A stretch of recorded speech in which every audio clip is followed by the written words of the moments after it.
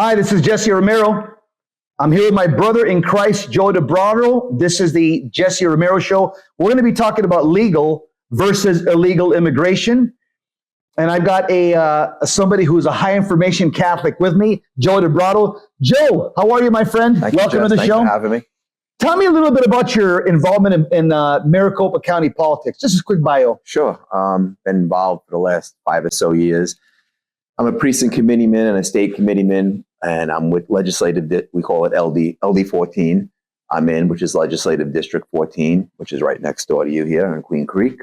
And, we help get the vote out, literature, and we're just involved in state politics, getting our local candidates elected, and we have national candidates, getting them elected to higher office. You're one of those boots on the ground type guys, right? Yes, sort of. There's a lot of us. People do a lot more than I do, but we all have contacts and, groups of people, and we try to influence, and like you do, we just try to get the word out and kind of help them to vote the right way, vote with their conscience. Amen. And that's what we want to talk about today. We're going to look at both parties, Democrats, Republicans, and we're going to look at them like an umpire calling balls and strikes in light of what the Catechism calls in paragraph 1867. Most Catholics don't know that there are 4 sins that in Catholicism are the worst sins, the most egregious sins. We're going to look at both parties and which party violates 1, 2, 3, maybe all 4. Here's what it says, 1867. The catechetical tradition also recalls that there are sins that cry to heaven. Number 1, the blood of Abel, that's murder. The sin of the Sodomites, that's homosexuality. The cry of the people oppressed in Egypt, the cry of the foreigner, the widow, and the orphan, that's oppressing people, slavery being one of the ways of oppressing people. Number 4, injustice to the wage earner, paying unjust wages. So this is what the Catechism calls, Joe, the sins that cry to heaven. These are the 4 sins that offend God the most, because we're all God's creature. And what's jaw-dropping is that when you look at both political parties, I think that the Democrats violate all 4, and we'll look at them one by one. The Republicans probably violate the last one, and we'll get to that. So let me go for the first one. I want to get your take. Number 1, the first sin that cries to heaven, the blood of Abel cries out to heaven. The Catechism explains by quoting Genesis 4:10 that the Lord said to Cain, "What have you done? The voice of your brother's blood is crying to me from the ground." Close quote. The sin here is murder. But St. John Paul II makes the blood of Abel an icon of abortion in his encyclical Evangelium Vitae, the Gospel of Life. He says that too often threats to life arise within the relationship between parents and children, such as happens in abortion, or when, in the wider context of family or kinship, euthanasia is encouraged or practiced. So, if you're a diehard, uncompromising, 100% pro-lifer, take comfort that you're in good company. You're with God on this one. Now, on this first sin, Democrats are guilty on this first count, and the Republican Party platform is a pro-life platform. So, balls and strikes. The Democrats fail on the issue of the sanctity of human life, and the Republicans, in terms of the party platform, they're in line with Catholic moral teaching. Any comments on that? Totally agree with you. It's been one of the biggest sticking points in American politics, the pro-life argument, the abortion argument. And thanks to our great President Trump in his first term, pushing those justices on the Supreme Court, the 3 he got on, it led to the removal of Roe through the Dobbs decision in 2022, I think it was, after he was out of office. And it just changed the whole trajectory of the pro-life movement. And I think it gave us like a ray of hope, because a lot of us, me, probably you included, we never thought Roe was going to go away. We thought it was here to stay. We thought there's no way politics is going to change that. And we were all shocked when it happened in 22. It was like, wow. It was like a lot of us likened it to like the Emancipation Proclamation that Abraham Lincoln did for slavery, and it was like, wow, this was like a jaw-dropping moment in politics.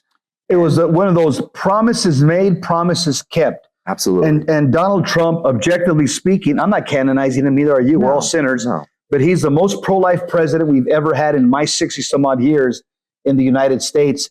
And I'll tell you one thing, he's the most Catholic-friendly president I've ever seen in my 60 plus years as a citizen in the U.S. Absolutely, he walks it, and he said he was going to do it, and he did it, and he gave pro-life as that commitment. I'm going to do the right thing by you, and he did, and there was a lot of skepticism when he first ran. Back to 2015, 2016. Oh no, he's fooling the pro-life movement. He's not going to do any of that. He's not going to do none of that. Well, proof's in the pudding, so to speak, and he did it. Amen. Number two.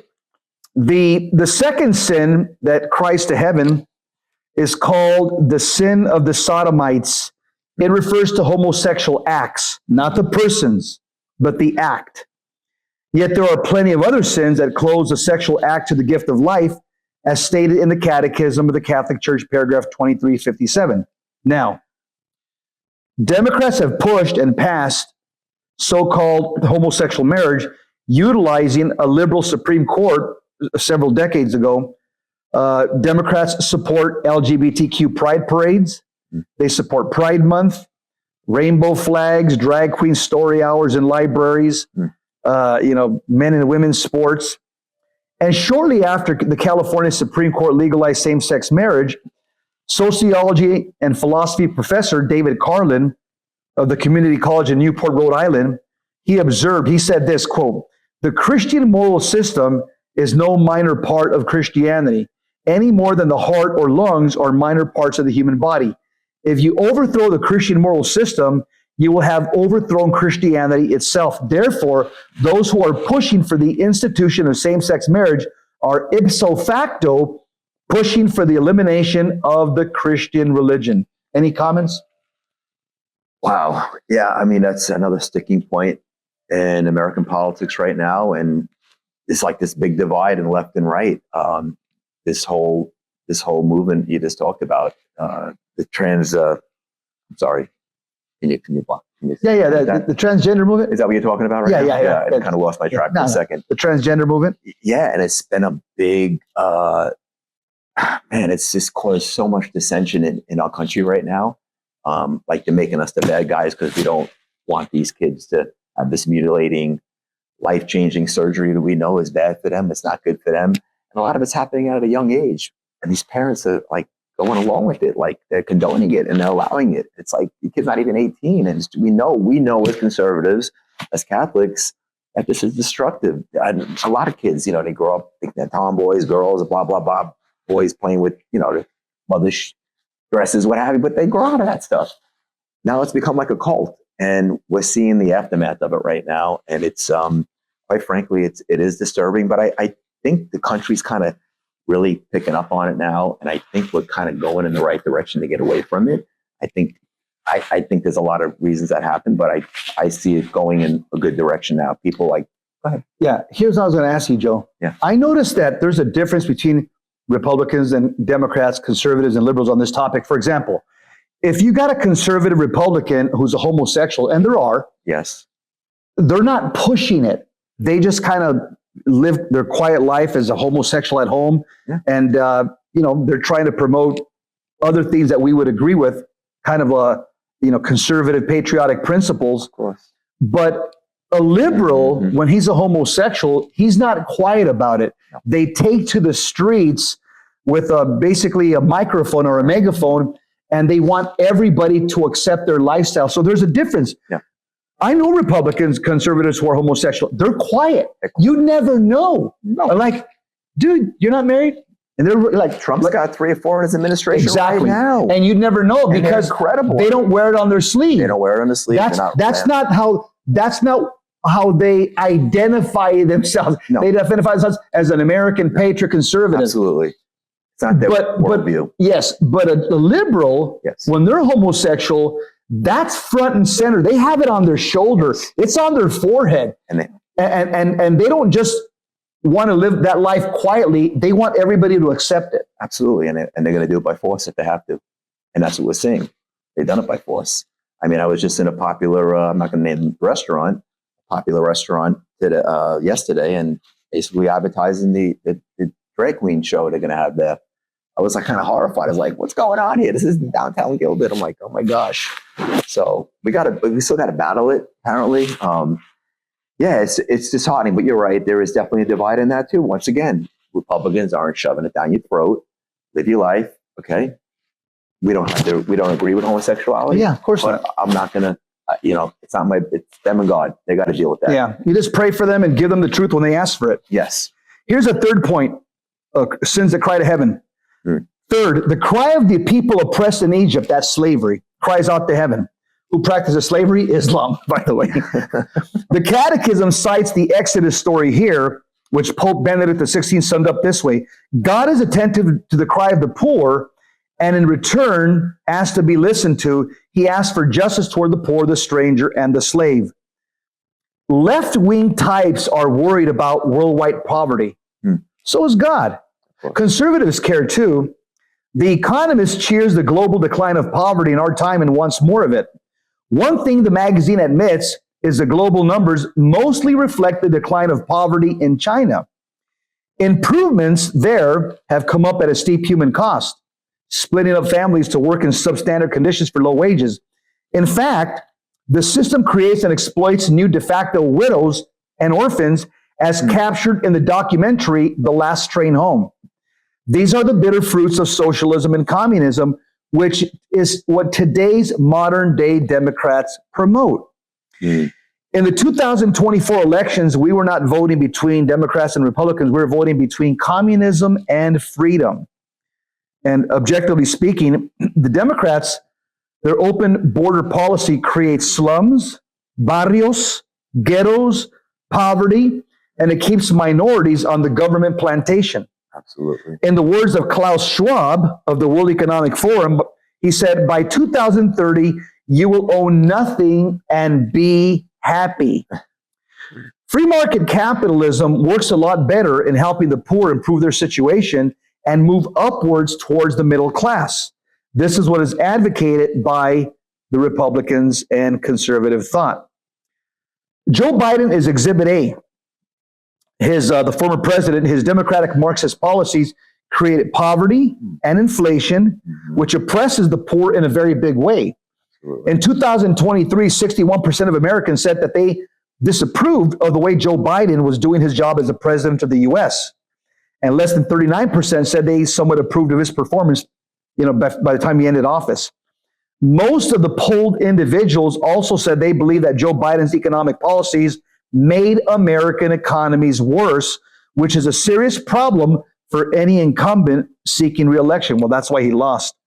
So your comments on point number 3, the oppressing inflation, the economy. Who oppresses the people? The government. Yeah, and it's big government. It's big Marxist government that oppresses people. Dennis Prager had a famous quote he used to quote when he was on the radio: "The bigger the government, the smaller the citizen." And I think it's a brilliant quote. Yeah, it was 45-year record inflation. We haven't seen it since the Carter years. I mean, I was a little young boy at the time when that happened. And yes, it hurt everybody. I mean, obviously the middle class and the lower class, it hurts the most. The ones that Democrats say they're championing. It really did a lot of damage to the economy we're digging out of right now. And Trump's got a monumental task. I think he's done a pretty good job of it right now. In 1 year's time, he's changed a lot of things. I mean, interest rates have come down. Inflation is kind of cooled. Obviously, a lot of pricing is baked in. I'm in the retail business, so I see that. And it's going to take some time, but the guy is on the right track. The gas is way down. Gas is way down, and that's a big mover in the economy of goods and services. Gas comes down, fuel comes down, pricing will come down eventually. Yeah. We definitely dug ourselves into a hole, and it was unnecessary. And like Trump says it all the time. He jokes about it. All he had to do, Biden, for 4 years, is just go to the beach and leave it alone. It would have been perfect. Exactly. And he just created record inflation. And he didn't. 9% inflation, but the real numbers are like 20% when you add everything into it. So it's very devastating what it does to a economy, and it does to the average citizen who's trying to make ends meet, like my family, your family. Joe, here's the fourth sin that cries to heaven. Sure. And this one, both parties are guilty of this, okay? Yes. Fourth sin that cries to heaven: injustice to the wage earner is a sin that cries out to heaven.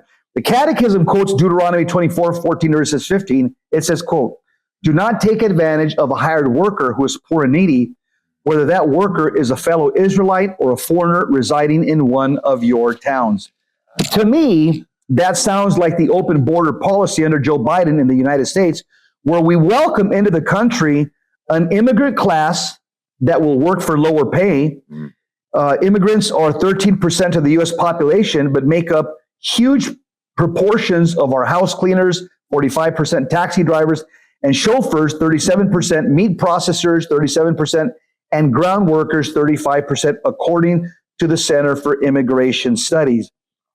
The Catechism also quotes the letter of St. James, chapter 5, verse 4. It says, "Behold, the pay of the laborers who mowed your fields, and which has been withheld by you, cries against you. The outcry of those who did the harvesting has reached the ears of the Lord," close quote. It's hard to read those words from the Holy Bible and not think about America's underclass of migrant farm workers. Does it bother you that our lifestyle is made possible by the underpaid lower class? Well, I think it bothers God. Now, here's a little bit of satire. The last sin that cries to heaven, again, is a wake-up call, in my opinion, Joe, to the uniparty. Yes. The establishment in both parties in the U.S. are guilty of this, Absolutely. the uniparty. Absolutely. If we fixed and enforced our immigration laws, we could fix the issue of unjust wages being paid to illegal immigrants. The Democrats perpetuate this cycle of poverty with their open border policy in sanctuary cities because they benefit from cheap labor, and the Republicans turn a blind eye to this problem. The Republicans now under Trump are paying much more attention to the open border policies implemented by the Democrats because of all the drugs pouring into this country and the human and child sex trafficking that is permitted because of these policies. The U.S. have entry-level jobs that pay less because they take no skills or less skills. These are the jobs that many immigrants, legal and illegal, work at. The Democrats promote equality. The Republicans promote equity. The words equality and equity look similar. They sound similar, and both point to the same concept of fairness.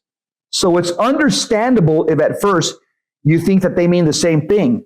But put in the simplest terms, equality means sameness, and equity means fairness.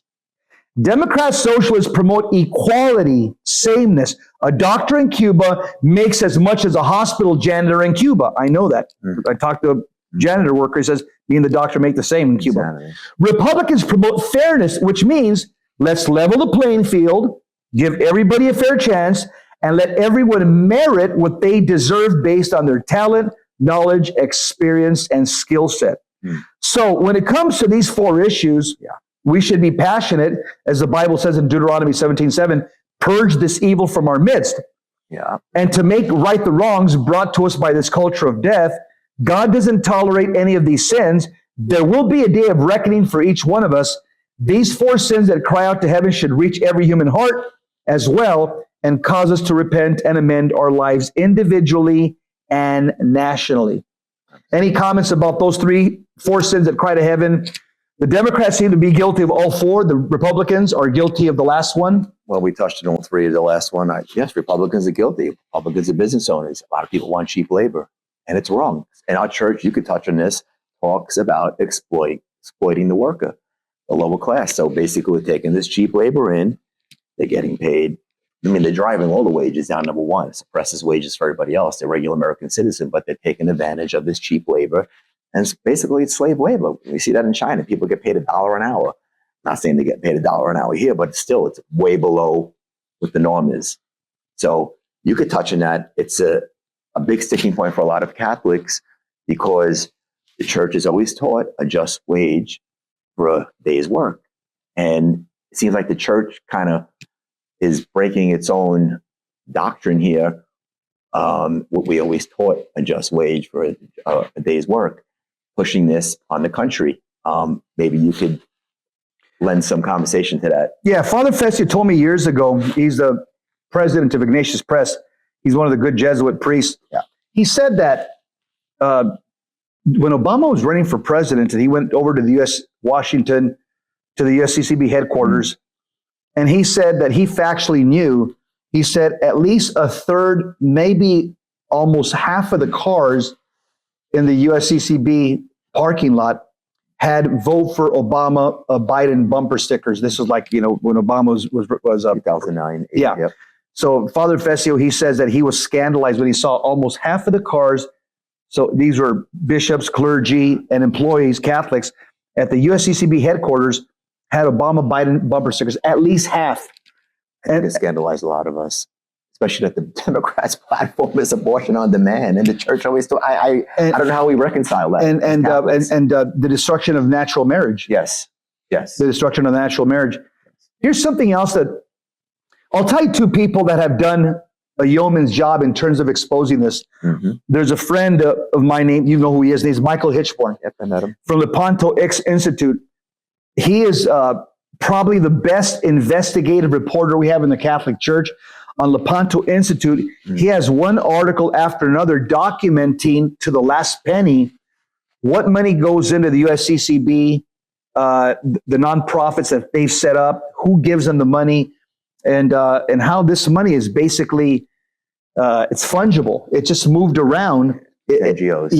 And basically for immigration relief services. That's just Can you give us? That's just a code word for help us. First of all, fill our coffers with a lot of taxpayer money.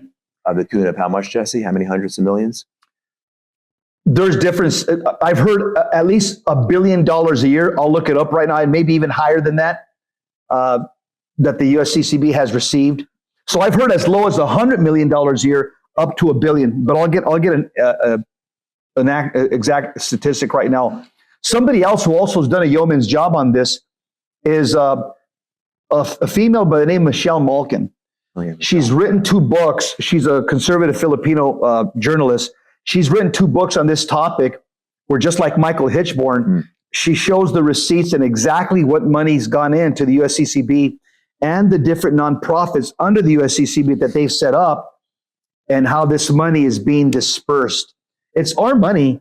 And the fact is, I want our bishops and the Holy Father, for that matter, I want them to worry more about the salvation of souls than getting involved in social justice warrior projects. Another point, a little tidbit of information. A lot of these NGOs that the church is working with under the guise of the Catholic Church, they are leftist groups.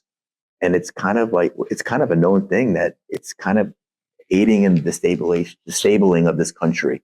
And so nobody wants to talk about that, the money. So our church, in a way, is enabling the destruction of our own country, its own country in the United States. And it's disheartening for us Catholics. It's very disheartening for us. Like, we want to be charitable. We want to be compassionate.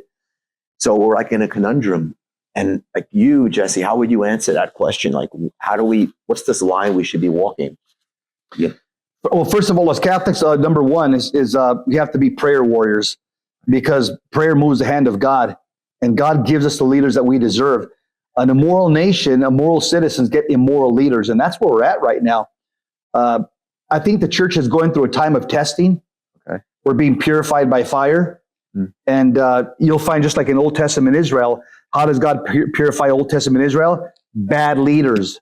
And then he allows the enemies of the Israelites in the Old Testament, he allows the enemies of these pagan nations to ascend in power. And what do? They attack Israel, imprison them, exile them, banish them from their land. The same thing that's happened in Old Testament Israel is happening right now. Remember, before Christ comes back, who's going to be saved? Only a remnant. Yeah, a remnant will be saved. In fact, our associate pastor talked about that today at homily. Scary thought. Yeah, it's a remnant that's going to be saved. Let me ask you a question. You're very good at putting out information out there through a telegram that I'm in with you. And you sent me some very good statistics today on immigration. Sure. Are there a couple that you can share with us? Because they were very thoughtful, and the stuff that you're always putting out is you don't waste words. Yeah. Give me some of the statistics that you shared with me today. Well, we could start with what illegal immigration costs this country on an annual basis. We did a Grok search. I did it. I mean, it's a pretty good resource. And this is called FAIR, this group. It's a conservative group. It stands for the Federation of American Immigration Reform. Their latest reports, up to 25 right now, 25, I think it was between 23 and 25, estimates the annual cost of illegal immigration in all its forms. Law enforcement, education, everything. hospital. Yes, everything. Anywhere from $150 billion to $182 billion to the American taxpayer. So again, that's unjust to the American taxpayer who's trying to pay their bills like me, trying to get along with being burdened with taxes and this waste, taking our money and just throwing it at this black hole of illegal immigration and never goes away. We've been dealing with this since the Reagan era, 45 years now. It's never gone away. Give me another statistic you shared with me today. Then I went through some states. I picked individual states. California costs the taxpayers of California. This is through the 2023, the present, $31 billion. That's California. $31 billion in California alone. I picked 4 states. Then I went to New York, $9 billion. Florida, $8-point-something billion. Believe it or not, Arizona, our own state we're sitting in right now talking, it only cost Arizona, I have that statistic somewhere. Here it is. Arizona cost us $2 billion, which is still a lot of money, but $2 billion is a lot different from $9 billion or $20 billion. But annually, again, for the U.S., annually, 150 to 182 billion, which is obscene. It's Joe, obscene. you sent me another statistic where you showed all the presidents, like the last 5 presidents, and I think Obama, who everybody hailed as, Reporter in chief. He's deported more people under his presidency than any other president, right? Yeah. You said I think Clinton did, actually. I think the statistic of Clinton was about 12 billion, but we'll stay relevant. So as early as Obama 10 years ago, he was in office 10 years ago, 3 billion deportations under Obama. Billion or million? 3 million, I'm sorry. 3 million, I misspoke. Yeah. And then 2 million self-deportation. So 5 million total, but we'll go with the 3 million that he deported under ICE, the same exact laws. We heard Tom Homan talk about it, the same exact Didn't law. Obama give Tom Homan an award? Sure did. Gave him an award for his service. Homan deported 400,000 the award was for at the time. But the bottom line he gave, the one that the whole Democratic Party is demonizing right now, Tom Homan, gave him an award for his service. But 3 million, and I believe about 59, somewhere at 59 illegals died under ICE under Obama. So all this nonsense that Trump is mean-spirited doing this, they're all dying. No, it's smoke and mirrors. We're being played. The narrative just shifts. So we can go back. I told you this earlier. There's a montage out there of every prominent Democrat politician from Schumer to Obama, Biden, Clinton, Hillary, Bill, and everyone else talking about how we have to enforce our borders. They sounded like Trump. They sounded exactly like Trump, because they knew you let in illegal immigration. What does it do? The ones they champion, the middle class and the low class, it depresses wages. It brings in crime. We talked about it, borders, language, culture. That's what defines a country. Oh, yeah. We have a right to our sovereignty. Every country has a right to our sovereignty. Our Catechism talks about that. The church has talked about it for how many hundreds of years? Yeah, have they talked about that? At least I've seen since the days of the early church fathers, St. Thomas Aquinas.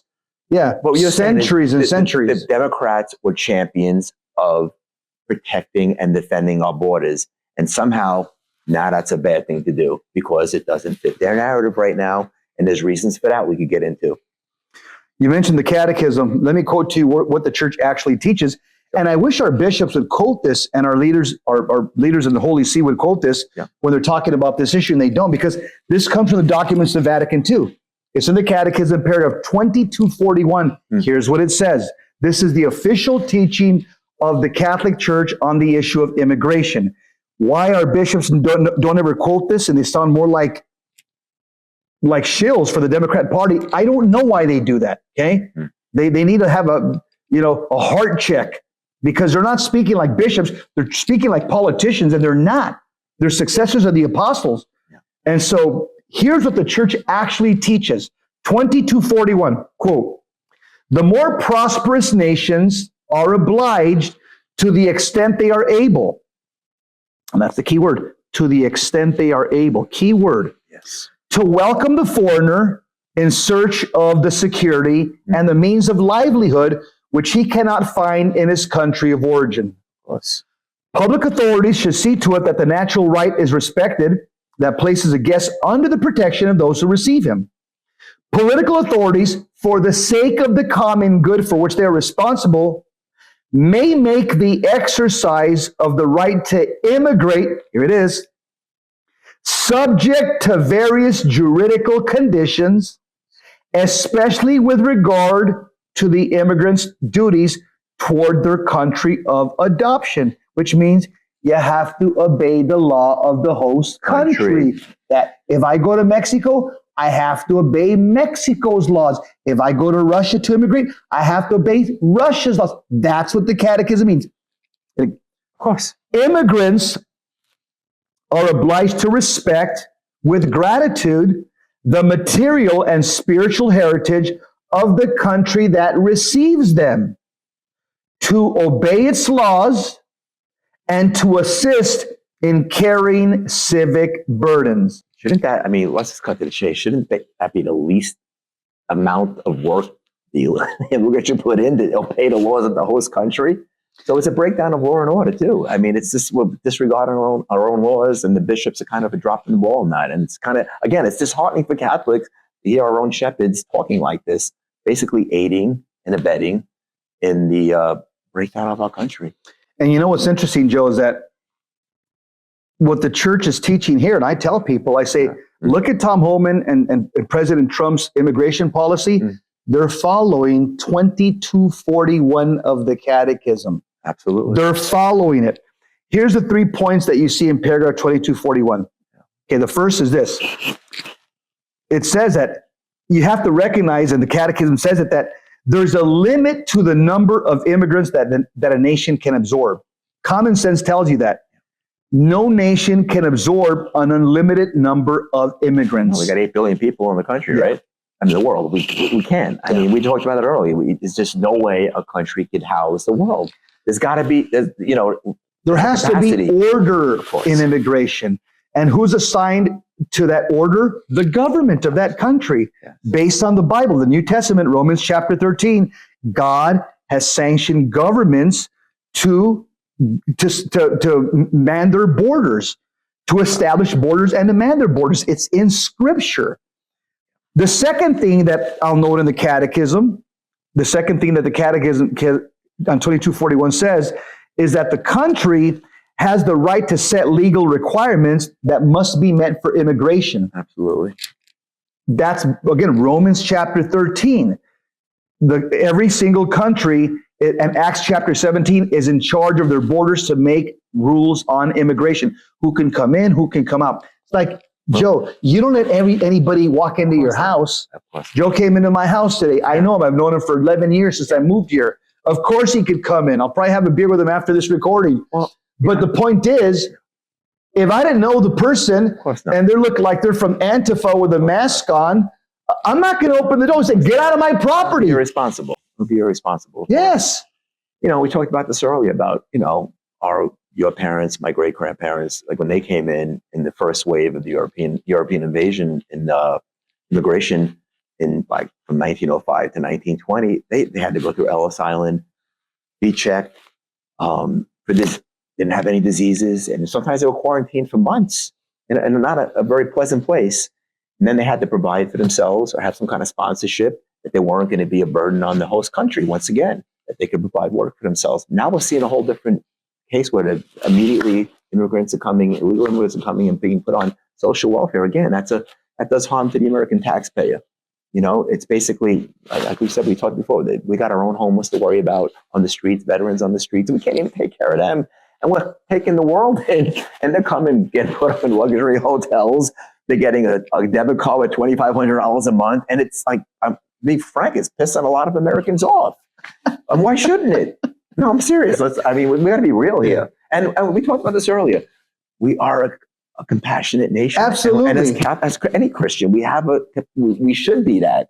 But again, there comes a limit that what a country could absorb and do.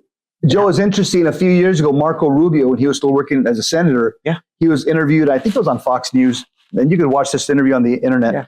And they asked him, the interviewer asked him, "How many immigrants do we take in a year?"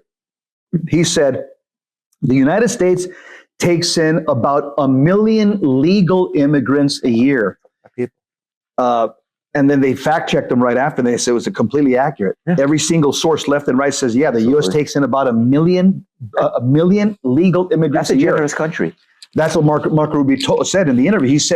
He goes, there is no country in this world that even comes close to the number of legal immigrants that the U.S. takes. But yet they want to lecture us. The rest of the world wants to lecture us. And again, Marco Rubio says, by far, we're the most generous country in the planet. There's 193 countries. Yeah. The U.S. takes in the lion's share of legal immigrants every year. Yeah. And now on top of that, they want us to take in illegal immigrants? No. Are you kidding? The word illegal should trigger a Catholic. Catholics are not about illegal anything. But Jesse, we didn't even get into the crime element of it and what Tom Homan called and the administration. Well, listen, you got some statistics there, don't you? I have them in my head, basically, but we don't. I want to hear them. Well, we have a lot of people that weren't vetted. We have no idea who came in this country. They call them the gotaways, that they just got in and we don't know where they are. They're somewhere in the interior. Like somebody come into your house and say, "Gotaway, where's he at?" I don't know. Gotaway. And I know from our Congressman Biggs, being in the LD meetings, when he comes and talks, he's been at the border many times, hosting a lot of congressional members to go down there with him. Strewn all over the desert floors, IDs from 150 countries around the world, from everywhere, to be blunt, every hellhole around the world. Terrorist countries. So we know, they said it. The administration said it. There's terrorists in this country right now. I mean, are they going to be activated? We hope not. We hope we have eyes on them somewhere. But the criminal element has infiltrated the gates, basically, and we kind of let them in for 4 years of an open border. Now, the hard work is to remove them and to do it in a humane way. And that's why the whole narrative is twisted again. And it's very irritating as, again, Christians. Of course, they want to be compassionate. So how would you answer that question? We have to do it humanely. Of course we do. And I think they are trying to do it humanely, but it's getting twisted by the media once again. Law enforcement, and the church also. Law enforcement in the U.S., American law enforcement is the most professional, humane, compassionate law enforcement on planet Earth. Speak from experience. It's a paramilitary organization. The training of law enforcement officers in the 50 states is second to none. Absolutely. They are vetted. Yeah. They're well-qualified individuals who make it through the process. The academy training is rigorous. They're formed well in constitutional law, the do's and don'ts, the use of force. Mm-hmm. And let me tell you, you look at our law enforcement compared to law enforcement in third world countries that enforce illegal immigration issues. It looks in the gulag and you're sent away, you're never seen again. Yeah, it looks like the wild, wild west. Absolutely. In other countries. Absolutely. Versus America. American law enforcement, they're the most professional, well-trained officers on planet Earth. But it always looks ugly. Of course. When you have to put your hands on somebody who doesn't want to cooperate, and you take out an iPhone and start recording, it looks ugly. Yeah. Even if you're trying to be as compassionate and civil and professional as possible, when the other person's resisting, it's always going to make the one in uniform look bad. And the media is not showing what happened 5-10 minutes before that, 10 minutes after that. They're just showing this little clip in time. And I knew, Jesse, I think most of us knew this, who were paying attention before Trump would put his hand on the Bible again for the second time. I knew they were going to spring into action as soon as this started. Try to get the photo up. I think you were telling me that. The sound bites. Yeah, you were telling me that.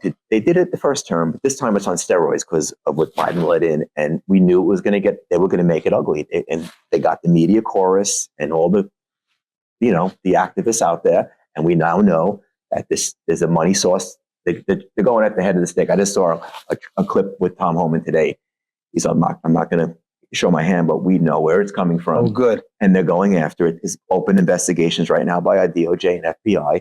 We got to get the head of the snake because these are somebody's funding this. This is well planned, well organized. Oh yeah. Because we can go over the two American citizens that were killed by ICE. Again, another narrative that got muddied. They were part of, well, I know for sure the one, the Preddy guy was on the Signal chat. This was a Signal chat group that was somehow infiltrating where ICE was going to be in Border Patrol. Good was also part of a group that was... And they were hunting them down. They down. were professionally trying to obstruct ICE. And so it gets muddied, and I hate to see when our church gets involved in it, and they muddy it more, because then low information Catholics, Christians in general, they get sucked into the narrative. And here's what happens, Joe, behind the scenes. You have liberal culture of death, Democrat politicians calling up liberal, woke Catholic bishops and cardinals, and basically they work together. Absolutely, hand in glove. The deep state works with the deep church. Yeah. They work hand in glove. Yeah. They're one and the same. One just wears robes and tries to look pious, but they have the same agenda. They're globalists. Didn't the late Monsignor Newhouse have a term for that? He called the Democrat Party. He called the U.S. bishops. He said Democrats in robes. Yeah, Democrats in prayer. Democrats in prayer, Democrats in robes. And it's sad. Monsignor, what was his name again? Newhouse, Monsignor. Great Lutheran convert of the Catholic faith, passed away, rest in peace. He had that journal, what was it called? He had the Catholic Thing, I think it was called. Yeah, something like that. I forget what it was. Yeah. First Things. First Things. That was it. What an incredible scholar. What an incredible mind. Rest in peace. Here's something else, Joe, that's important. I want to mention about the third aspect of 2241 of the Catechism. When you read it, the third thing that jumps out is that it says it's the duty of immigrants to respect the laws of the nation to which they're immigrating. Absolutely. Okay, so a legal or an illegal immigrant, if you're in another country, you have to respect the laws of that nation. That's Catholic teaching. Yes. A lot of the Catholic left, the liberal Catholics, when they hear them talk about immigration, they speak about, or they're trying to portray immigration kind of like a freewheeling, kumbaya, everybody's welcome, open borders policy where anybody can enter the country. But that's not what the Catechism teaches in 2241. And no sane nation should do that. The Catechism teaches that immigration is a process. It's the responsibility of prosperous nations like ours as a form of humanitarian aid, but it's supposed to be conducted in an orderly manner. It's also subject to legal requirements by the host government. Yes. There's also limits to the number of immigrants that any country can take in. And the immigrants that come in, that are received, must obey the laws of the host nation. Absolutely. This is what the Catholic Church teaches. This is a very different picture of how immigration should work than is presently advocated by some of these liberal cardinals out there. There's three that come to my mind. But Jess, they know this, Jess, don't they? They know it, they just reject it. Yes. They reject it. Here's something else that's interesting. Go ahead and say it. I was just going to say, the best spokespeople for this are those who came here legally. They're outraged by it. I have a brother-in-law. He's from Ireland. It took him 10 years to get legal, be in this country. And I talk to people from Poland, from Ireland, from other countries, and you get some of the best spokesmen on this issue are those who came here legally, did it the right way, obeyed the laws, and they were grateful to the country that took them in. And those are the best spokesmen for this issue, because they'll tell you they did it the right way. And really, quite frankly, it really disturbs them that they're seeing this, that these people, they call them, line breakers. They're breaking in, going ahead of the line. And it's not right on every level. We know that. Amen. We know that. Yeah. Here's something else where you'll hear a lot of lefties, political lefties, religious lefties. They'll say, illegal immigration is not a crime. It's not a crime. It's a civil tort. Wrong. Okay? Crossing the border illegally, that means without authorization or inspection at a designated port of entry from the country, is a federal crime known as improper entry by an alien. Yeah. It's codified under Title 8 of the United States Code, Section 1325. Yeah. Here's what it says.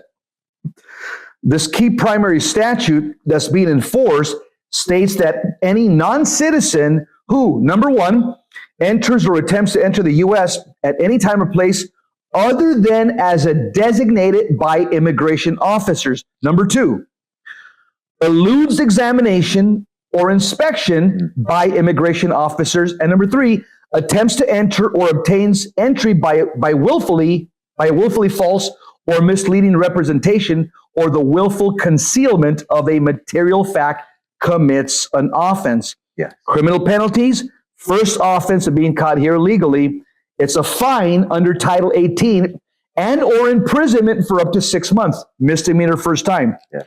Second offense, it's a fine under Title 18 and imprisonment for up to 2 years. The second time you're caught, it is a felony. We touched on that for a second. Yeah. And that's where the waters are getting muddied, because that's what you just said. The left is saying, no, this is the misdemeanor. Yes, the second time you get caught, it is a felony. Yeah. And they want to skate over that. Yeah. They want to skate over that. And you should also touch on the asylum claims, because that's another whole ball of wax in itself.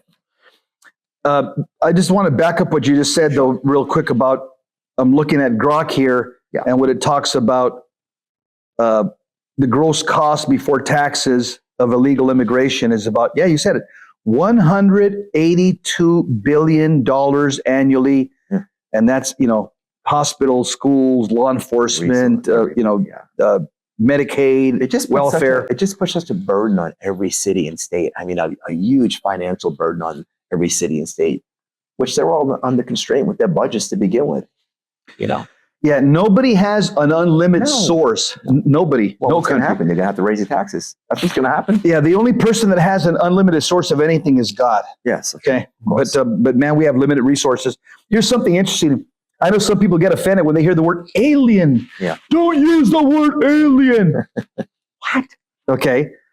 For those that say that, here's what's interesting. The word alien is used in the Holy Bible as a descriptive word for a stranger. That's what alien means in the Bible. Stranger in Hebrew and Greek, or someone from another family or another clan. Here's also what's interesting. The Mexican Constitution, which I've read several times, also uses the word alien over and over again for non-Mexican citizens. So what's interesting is you have, people coming south of the border from Mexico, but not only from Mexico, but they'll say, don't use the word alien. Well, it seems to me your own Constitution uses it over and over for non-citizens. It's just a way to shut us up. That's what it is. Anything else you want to comment on? Here's something else interesting. Right. Most illegal immigrants arrested by ICE have an average of 4 criminal convictions or charges. So they're not going after the person who's cutting a lawn that's never even got a traffic ticket, or the person that's dust cleaning somebody's house that's never had any trouble with the law. They're here illegal. If they get caught, they're going to get deported. But they're going after it. Most illegal immigrants arrested by ICE have had an average of 4 criminal convictions or charges. They're going after the bad guys. Of course. And that was Trump's always his first priority was, we're going to get the worst of the worst. They called it like rings. So the tightest ring is going to be the worst of the worst. The hardened criminals, the murderers, the sex traffickers, the drug pushers, the gangbangers. That was the first ring. And then it expands out from there. And nobody, the so-called the gardener is doing nothing wrong. Nobody's going to come after them. They don't have final deportation papers. And that's the other thing they're enforcing. A lot of the final deportation orders that were under Biden that weren't enforced. And there's a whole host of reasons for final deportation orders. You overstayed, whatever. You overstayed you just didn't. You overstayed your visa, whatever it was. There's a whole host of things why you have final deportation. And we both know most people don't self-deport. But now with messaging, that was one of the brilliant things this administration has done. Yeah. They've been really tough on messaging. So it's helped with the self-deportation. You self-deportate, you are going to get good marks, so to speak. And then you could go to the back of the line and you're going to get good marks, and we're going to welcome you with open arms to come the right way. So that's just messaging, and which is good. That's it great. makes it so much easier than having to go through this whole thing. You get people self-deport. And if their country is a better place to go back to, they're not going to want to come back. And that's what Trump's trying to do right now. People are getting outraged by that because of what happened in Venezuela and all these other countries. But you make these countries better places. They're not these really bad places that these people want to migrate here because they want economic freedom or what have you. And safety. Yes, they want to go back to a safe country. Most of these people, they don't want to come here. They want to be with their native tongue Right. and their culture. This is, I mean, you know, they got to make a long trek, which is hundreds of thousands of miles, and it's really, it's not pleasant for them. Right. And we shouldn't be encouraging that. Amen. You sent me some other statistics. Is there something else you want to quote that you sent me? On what? Which one? On a telegram. You sent me a whole bunch of things today on immigration. Well, just about, we talked about all the presidents as early as Obama, what they did. 3 million with Obama, 12 million with Clinton, Bush, whatever he did. And this is going back 35 years. And like I said, the Democrats are speaking a different tune now because it's fitting a narrative for them. Because we both know over the last number of years, they've been hemorrhaging voters and hemorrhaging the middle class, lower class, because right now the Republican Party is basically the blue collar party, the working party. That whole narrative got shifted around. The country club Republicans now were the blue working party, the blue collar party, working party, and people are gravitating towards it, and they're hemorrhaging voters, and they need to know. I mean, this is really the dirty little secret. They need a new voter class, and that's what's happening. So they're going to import voters from all around the world. You know, you give them freebies, you have a voter for at least a generation, maybe. You know, You said something interesting. I want to back you up on that. Sure. Because you hear a lot of people always saying, the Republicans are the party of the rich, the Democrats are the party of the poor. Let me squash that myth. Okay, party of the rich. Number one, Jeff Bezos, Democrat, net worth $177 billion, source of wealth, Amazon, resides in Seattle, Washington. Number two, Elon Musk, independent, net worth $151 billion, source of wealth, Tesla, SpaceX, residence, Austin, Texas. Number three, Bill Gates, Democrat, net worth $124 billion, source of wealth, Microsoft, residence, Medina, Washington. Four, Mark Zuckerberg, Democrat, net worth $97 billion, source of wealth, Facebook, residence, Palo Alto, California. Number five, Warren Buffett, Democrat, net worth $96 billion, source of wealth, Berkshire Hathaway, residence, Omaha, Nebraska. Number six, Larry Ellison, Democrat, net worth $93 billion, source of wealth, Oracle, residence, Lanai, HI. Go down the list. Hawaii. Number seven, Larry Page, Democrat, net worth $91.5 billion, source of wealth, Google, residence, Palo Alto. Eight, Sergey Brin, Democrat, net worth $89 billion, source of wealth, Google, residence, Los Altos, California. Number nine, Steve Ballmer, Democrat, net worth $68.7 billion, source of wealth, Microsoft, resident, Hunts Point, Washington. And number 10, Alice Walton, Democrat, net worth $61.8 billion, source of wealth, Walmart, residence, Fort Worth, Texas. Here's what's interesting. Wow. In the top richest people of the United States, no Republican made the top 10 list of wealthiest people in America. And there's more names than that. Reid Hoffman, George, you want to get Soros. Yeah, right. These are the top 10. Okay. So what I'm saying, when people say the Republicans are the party of the rich, I just gave you the 10 richest people in the U.S. A Republican didn't make the list. They own Silicon Valley. That's where all their funding comes from. Come on, let's be real here. Yeah, it's a misnomer. It's another one of those muddying of the waters. Here's the last comment I want to make about. Remember the movie that came out, A Sound of Freedom? Yeah, a couple of years ago. Of course. And I know the director and the actor, Eduardo Verástegui. You know, we used to be pretty tight in California. We've kind of lost contact. He's busy. I'm busy. Here's what he said. Eduardo Verástegui came out June 2023 to Tucson. Me and my wife went to go. He gave a lecture out there, and he showed actually a pre-screening of the movie Sound of Freedom. And we were there with Carrie Lake and other people. And Eduardo came out and he gave a talk after the movie, and I took notes. Here's what he said. It was a pre-screening, October 2nd, 2002 in Tucson, Arizona. Eduardo said, director, actor, producer of the movie Sound of Freedom that was produced by Angel Studios. Number one, Mexico is the largest exporter of child sex trafficking in the world. They surpassed China and Thailand years ago. They're the number one. Number two, the U.S. is the largest consumer of child sex trafficking. That's embarrassing. It is embarrassing. The Sean P. Diddy Combs, the Weinsteins, the Epsteins, the whole Hollywood child, satanic ring of pedophiles. Yeah. This is huge here. Yeah. Number three, 80% of women, that's 8 out of 10 women that come across the southern border, are raped. After the women are raped, the Mexican cartels hang the underwear of the victim on a tree branch or bush. There are thousands of women's underwear hanging on trees in the deserts of the U.S. Southwest Territory. They do it as a trophy. It's a trophy, saying this. Yeah.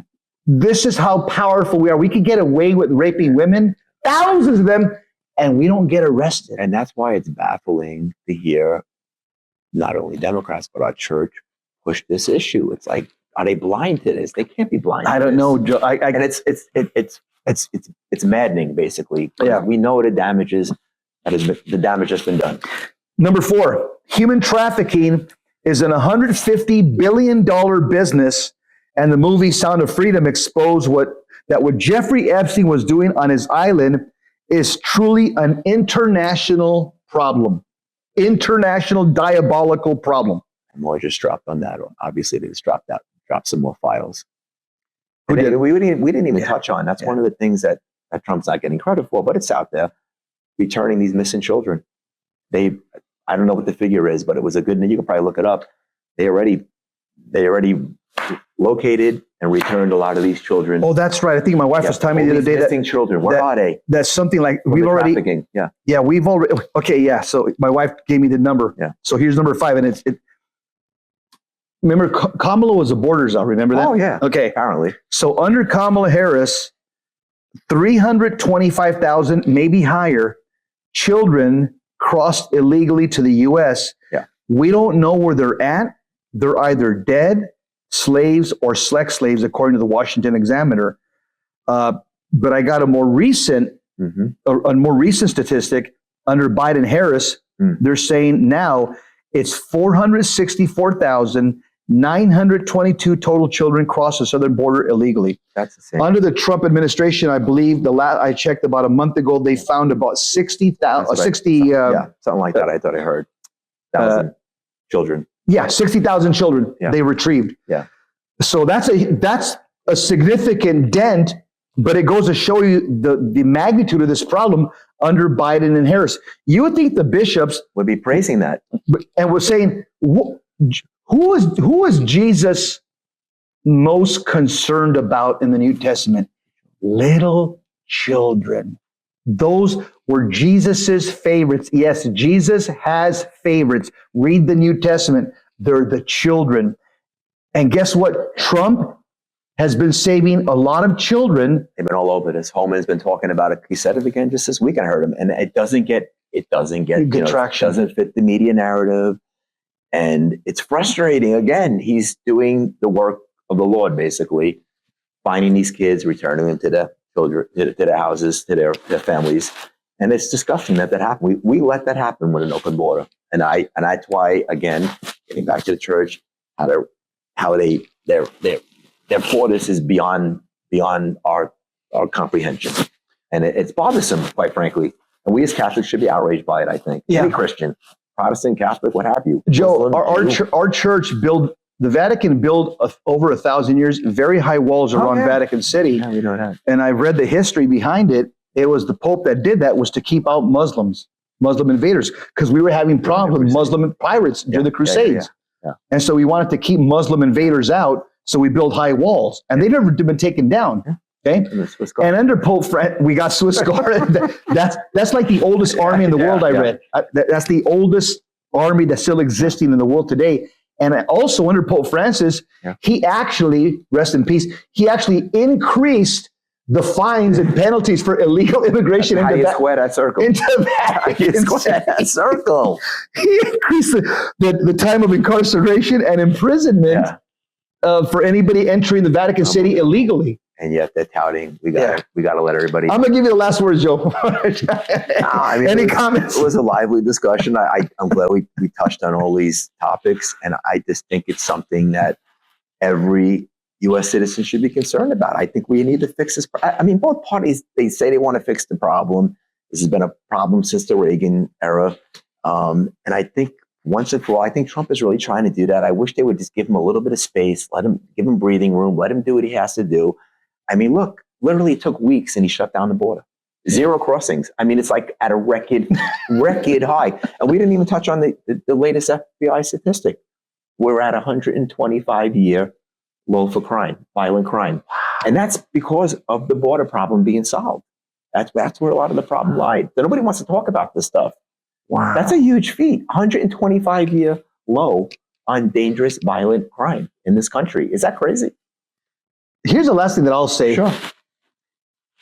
Illegal immigration is also, it's also very unfair and unjust for legal immigrants.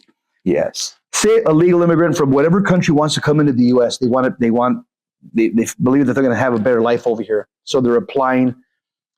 But their application keeps on getting put in the back. They're saying, we've got to deal with the influx of illegal immigrants, give them their day in court, give them and go through their paperwork and process them out of the country or whatever we're going to do.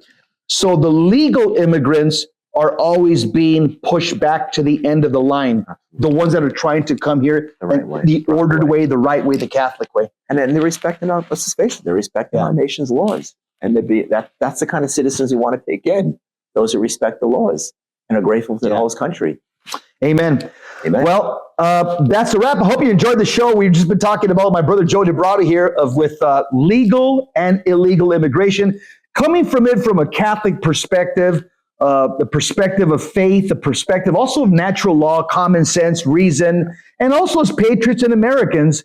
Hope you enjoyed the show. We'll have to do this again. God bless you. Keep the faith. This is the Jesse Romero Show. Remember, take the show and share it with others, and let's make sure that we get this message out. Legal versus illegal immigration. Please subscribe to my channel, the Jesse Romero Show. Share it with your family and friends. God bless you. Keep the faith. See you next time. Joe, thank you. Jess. Thank you, brother.